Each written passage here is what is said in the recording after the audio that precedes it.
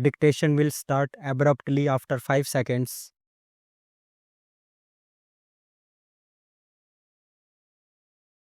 It is submitted that in the present case, the designated committee comprised of the Joint Commissioner and the Commissioner who are officers associated with the offices of respondent numbers 3 and 4, that the designated officers continue to act as the designated committee under the scheme till the completion of the proceedings under the scheme.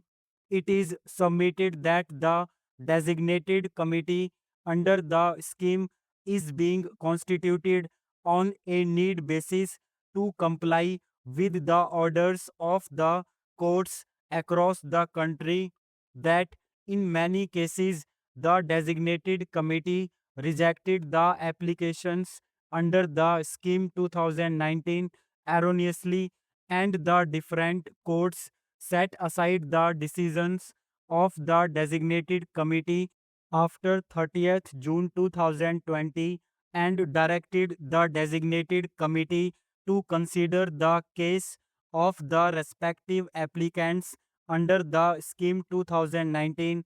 It is submitted that to reconsider the cases pursuant to the orders passed by the courts, the CBEC issued the instructions allowing for manual processing of declarations under the scheme by the respective designated committees.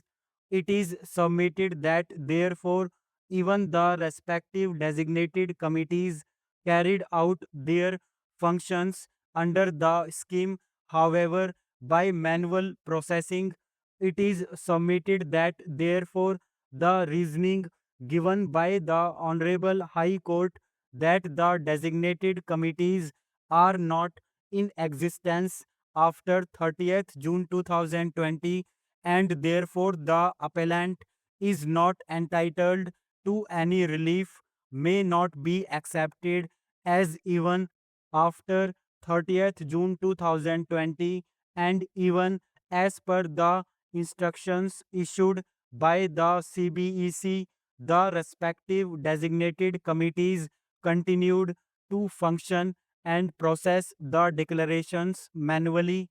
It is further submitted by learned counsel appearing on behalf of the appellant that in the instant case, the Honorable High Court has not properly appreciated the cause for which the appellant could not deposit the amount under the scheme 2019 on or before 30th June 2020.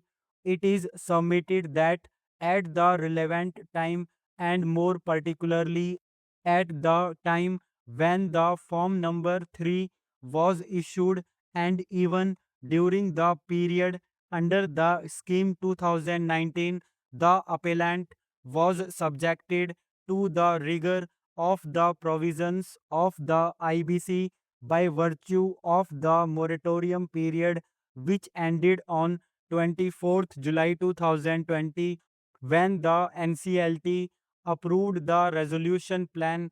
It is submitted that in the instant case, the appellant bona fidely could not deposit the settlement.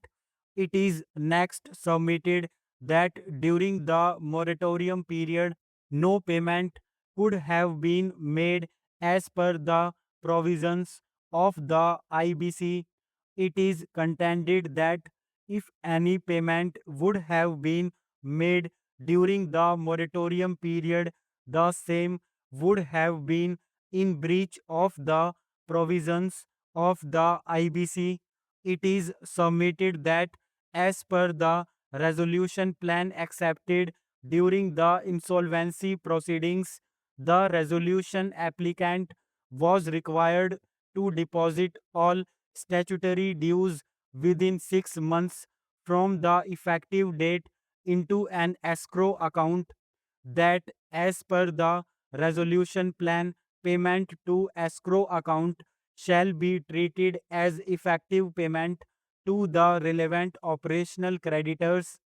It is further contended that in this case, effective date is 24th July 2020, the date on which the resolution plan was approved by the NCLT.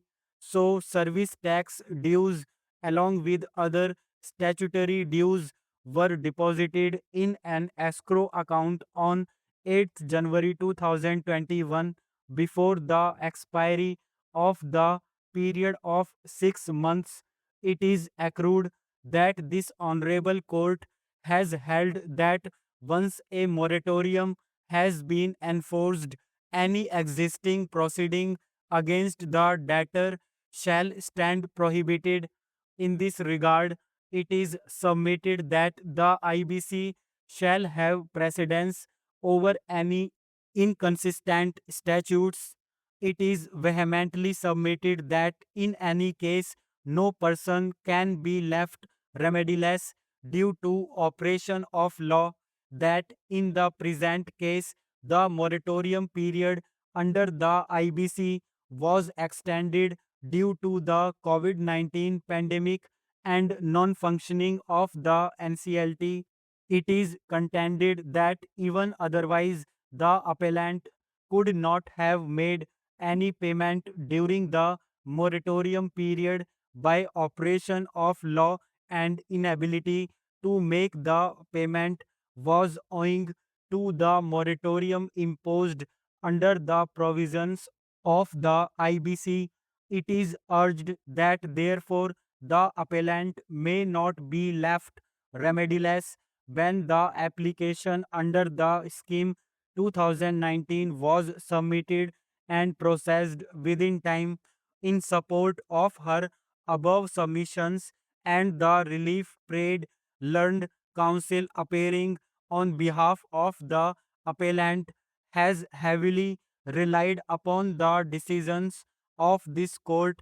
It is reiterated, submitted that the appellant could not make the payment due to legal disability, and no one can be expected to do the impossible. Reliance is placed on the decisions of this court. It is submitted that the appellant cannot be prejudiced or made to suffer for no fault of the appellant. Reliance is placed on the decision of this court in Anmol Kumar Tiwari and others versus State of Jharkhand, reported in SCC.